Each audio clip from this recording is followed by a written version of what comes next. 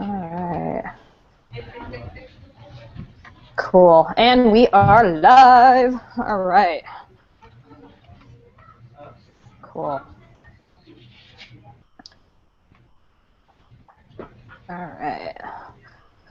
So this is session 1, healthy grading practices. So as people want to come in, just let us know, and I can invite you in.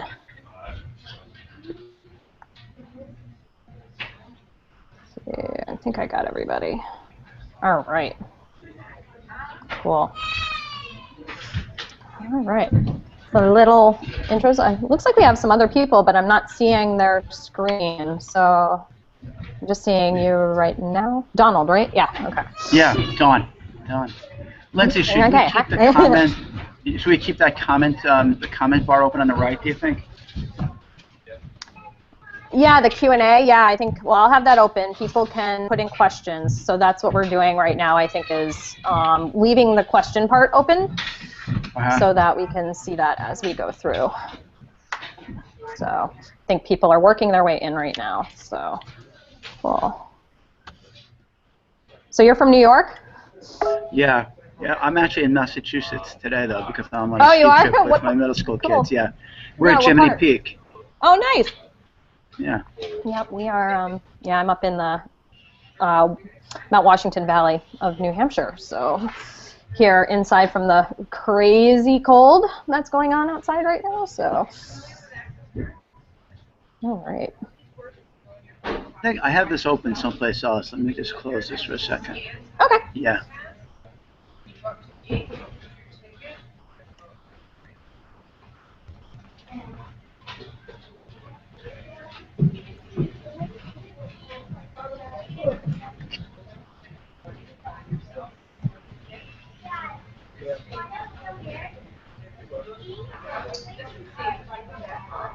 Seabarth wants to know, should we stop at 10 a.m. no matter what time we start? The answer is... Oh, hello. We've got somebody else. Yay. Hi, guys. Hi. All right.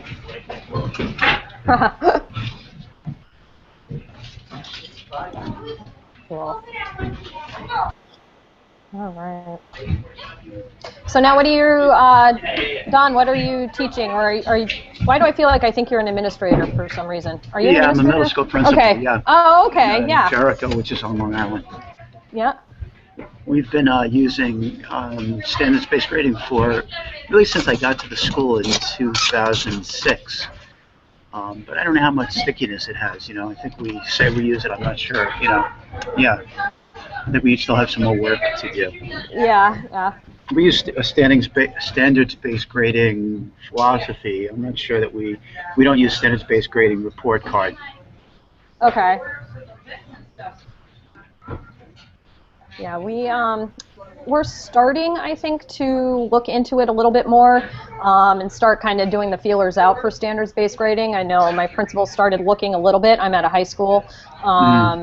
But, you know, I think it would be, you know, he's starting to kind of explore it a little bit more. I've been looking into it a lot. I teach biology, so it, you know, it's something I could see using more in our class because it's, you know, with labs and things like that, it's so skills-based. So I think that would be, you know, something we could go. Yeah, have you looked at the Marzano book? I recommend that book. What is it? Grading and assessment, classroom grading and assessment that works. It's a great resource. Oh, cool! Yeah. It's a pretty neat book, and it's not long, and I would really highly recommend it. I think that's kind of the foundation of the standards-based grading approach that we use. Rick Wormley is very good too. Fair Isn't Always Equal. Yeah. Our committee used that book a lot too. Got it. Yeah. Oh no, I've heard of that one. Yeah. Yeah. So, oh, hello, people are coming in. Yay. So. Cool. Looks like a couple of people might be muted, so I don't know if you're just here and checking it out. But I know that if you can, you know, unmute so we can hear you too, that would be awesome. So. Oh. I don't hear anyone else. Is anyone else on here? I see we have us. We've got I've got 3 other people with video. Maggie, Scott. Is my mic on? Yep, we can hear you. Yeah. Is that Maggie? Maggie. Yeah. Hi, this is Scott. Can you hear me? Yes. Hi, Scott. We can hear you. Hey, Scott. And Laura. I'm here. Cool. Awesome. So why don't you just do a quick go around what you teach, what you're doing, or what part of education you have, and then we can start talking some grading. There you go. Have a great day. So anyway, I'll start. I'm Lindsay. I teach up in northern New Hampshire, and I guess more central, but I teach biology to 10th grade. So. Hey, I'm Don. I'm a middle school principal from Long Island in New York. I'm in Jericho.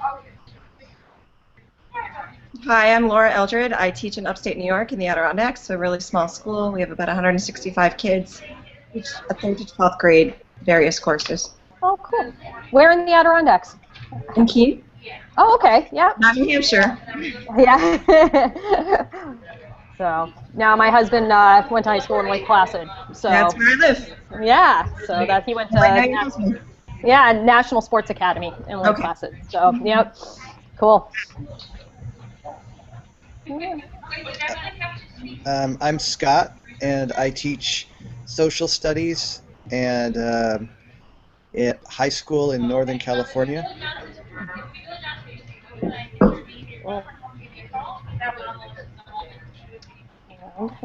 Anybody else? Jump right in.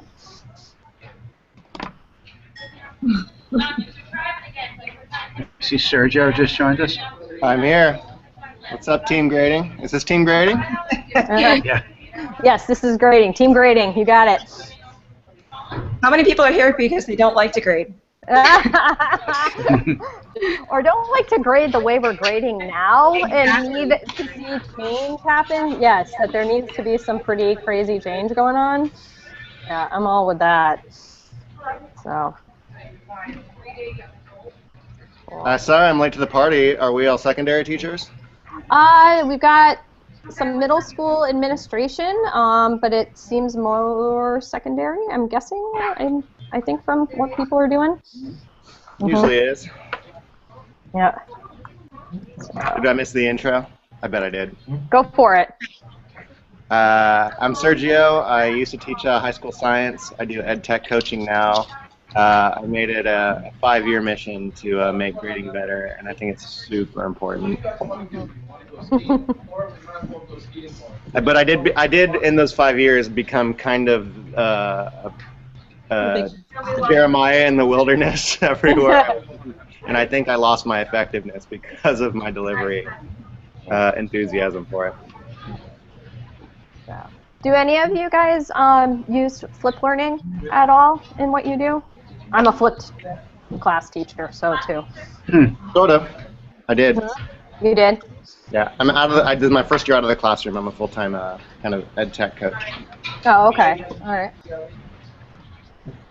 Well, so I guess I know for me, why I'm kind of interested in kind of chatting with you guys is because with grading, my concern ends up being a lot of kids being so worried about points that they're losing the reason for what we're doing. So it ends up being this more about the point and getting the point to the letter grade than it is about the learning piece and how can we work to sort of change that. And that's something that I'm really interested in getting more into, is trying to be able to do that. And I'm all for it. Is anybody at a school where grading practices are mandated? You have to do certain things? As far as is anybody not? Yeah, right. Yeah. For example, homework can only be 5% of your total grade. Yes. Yeah, we are. No. Yeah. We're far along enough on the standards-based grading conversations that homework is not supposed to count. Right. People are not supposed to use averages. We're supposed to give redos. I'm the principal, though, and I know that often I will encounter many teachers not doing that. You know, they're slipping back into the 19th century. Yeah, they do. They do. Because I don't know. I don't know why. Because it's the 20th century. 20th century makes sense. It's what you're used to. It's the way you were graded. But Well, we'll continue to support something, even if there's evidence that it doesn't work, if it's all that we know, right? yeah, Very true. yeah. Right. I've always wondered. I mean, there's like a lot of pitfalls when you mandate things, because then you've got teachers doing it for the wrong reasons, just like grading can make students do learning for the wrong reasons. Right? Have any of you seen that with your mandated stuff? Yeah, and yes, because it becomes kind of a game. You know, we find ourselves with saying, okay, in a quarter, let's say they want us to have 2 common assessments, or like big assessments, whether it's a test or whatever, and they want it 2 in a quarter. And sometimes it becomes hard where every other day.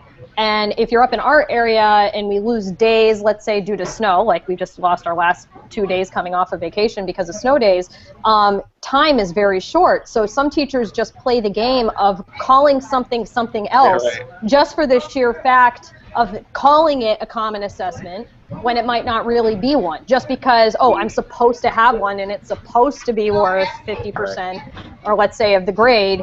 And everybody, gets all in a tizzy because I haven't gotten to that point, and for me, I'm kind of like, my kids aren't ready for a test yet. I don't want to give them a test, but I also don't want to just call this something just to appease the fact that they're supposed to have a common assessment before progress report grades or something, Yeah.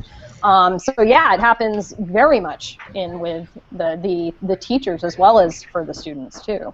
Yeah, this isn't that's not homework. That's a take-home quiz that's due tomorrow. Right, exactly. Yeah, I'm just going to call it that, yeah. Right. And for me, where I'm doing so much flip learning now, where I've created all of where I'm not lecturing, and a lot of what's in essence, the out-of-class time for my students is to watch the little videos and to do a few things with that, where we're spending more time in class.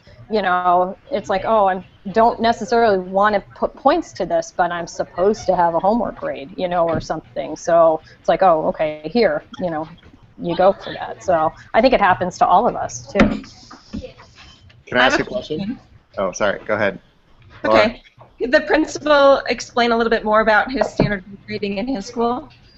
Ooh, yes. Yeah, well, we've had a committee for a number of years, and we've adopted a standards-based grading approach, but we don't really have a standards-based report card. I often get calls, can I send you can we see a copy of your report card? I think you need the technology to support that, where, every assessment, every task would be, sort of aligned with a standard, and I think that's difficult work to do, especially in a middle school where your teachers have 120 students that they're dealing with.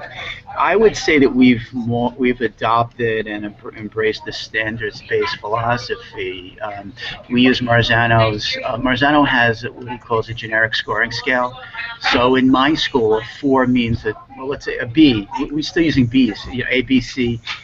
We call it P and ND. P is R, maybe your D, and our ND might be some schools F or failing grade. And I think that that's powerful. I think using that philosophy, I think, is a real start to moving down the road to standards-based grading.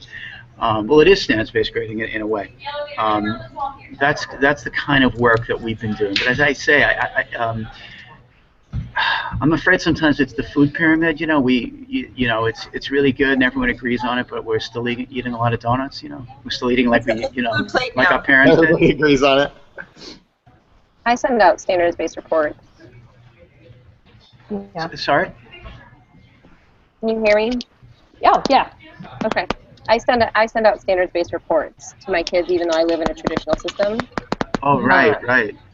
Yeah. I just got done getting them ready for the first semester, but we have to call them reports. They're not report cards because the school sends out the official report card. But we break apart, their achievement. Their achievement never goes into their grade that I have to give. And then we report out on their behavioral strands, and I give narrative feedback to the parents. And I'm a language teacher, so I separate out their achievement into their 4 skills of listening, speaking, reading, and writing as well. What grade? I teach high school Spanish, and I have been standards-based for 2 years now. I encourage all of you to join us as we work in SBG chat, and we might even be doing a little bit with SBL chat on Twitter. I'm one of the co-moderators there, so we talk standards-based Yeah, learning. I've done that a few times. You do a great job with that. Thanks. Yeah, Garnett, you do a great job. Fun. That's a great Twitter chat. Thanks for that. But yeah, I'm one of very few in my district who do it, but I do have autonomy in my grading. Yeah. What are your students' reactions? Oh, my students really like it. They've asked me if I could please show the other teachers what I do.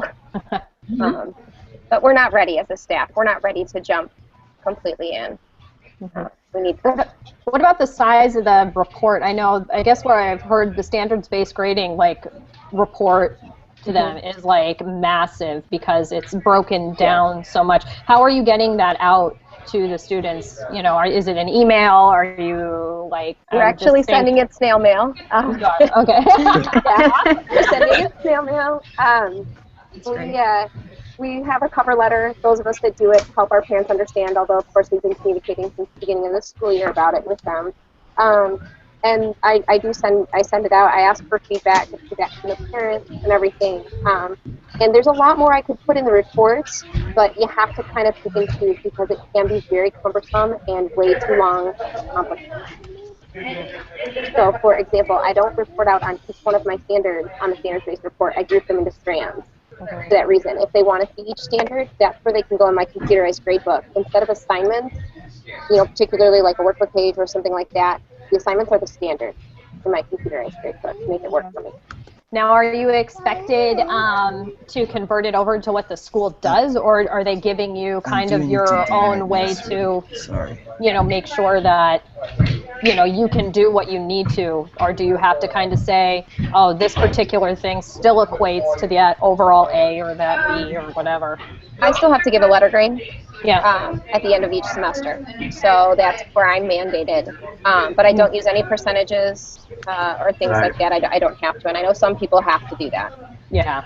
No, what we do, I think we're palliating the parents, but we still use like I said, A, B, C, and D. The B, we use that Marzano's 3, which is the students can do the simple and complex content that was explicitly taught without making errors.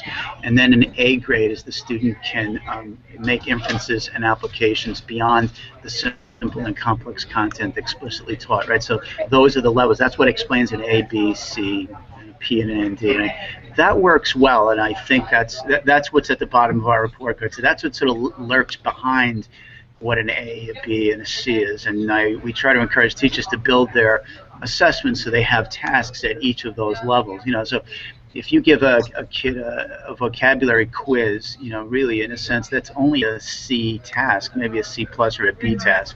You shouldn't even be writing an A on that paper because that's not, you can't make it. Maybe if you have the kids write a paragraph or something like that. So that's the challenge. But I think that the framework and the philosophy is there. Yeah, I have questions leveled on assessments. Some of them are 2.0 questions, which would be your C level. Some are 3.0 questions. Some are 4.0 questions. Yeah. This brings up a super important point because the more you start, doing standards-based grading, the more having kick-ass assessments matters. And if your assessments suck, standards-based grading is going to bomb. And teachers are going to hate it, and parents are going to hate it, and students are going to hate it. What are you guys doing to help teachers, right, and yourself? What do we all do to transform assessment and make it better so that SBG works?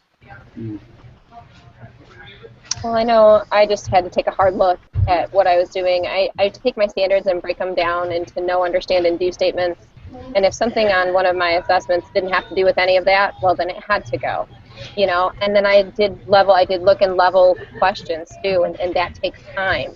To see whether they were really just asking for basic content. Are they asking the kids to do something with the content? Are they asking, but it does take time to really work at your assessment. Yeah. I think with something like Common Core coming, down the line, and especially with next gen science standards are very skill-based and very defined. I think a lot of those can probably help work people into maybe helping to start to define what those particular standards are that we want the students to be able to get out of it. So I think that's something where I know, at least with next gen science standards, even though we haven't officially adopted them yet, as a state, we are beginning to use them, you know, pretty regularly, as far as trying to work on that. So. We've done, you know, we've done those kinds of exercises both at department meetings and some of our full faculty meetings. It's interesting to do interdisciplinarily, you know, with the different disciplines together, where we examine standards or examine standards, and then build tasks or create assessment tasks at each of those 3 levels, you know, to level 3 and level 4 tasks that you would ask kids to do for those levels. So. Well, how many of you are initiating the Common Core?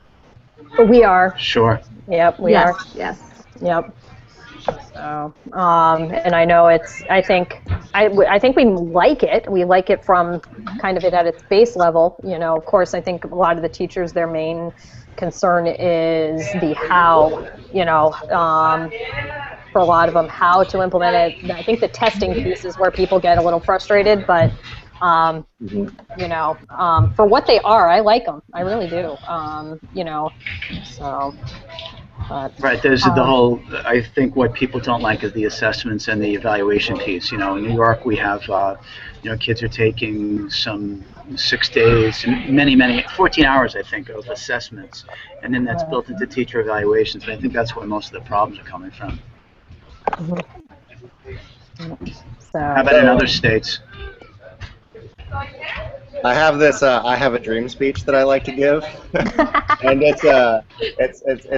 I have a dream that someday in the future we won't have to mandate standards-based gradings, and teachers will see the value in it, and then try to do it on their own. What are you guys doing to help people see the value? Because if we're just making teachers do it, but they don't see the purpose clearly or get it, then it's not going to work well. Like what are the questions you ask, or what are the things that you show teachers that makes it seem valuable to other people that might not get it as much? Yeah.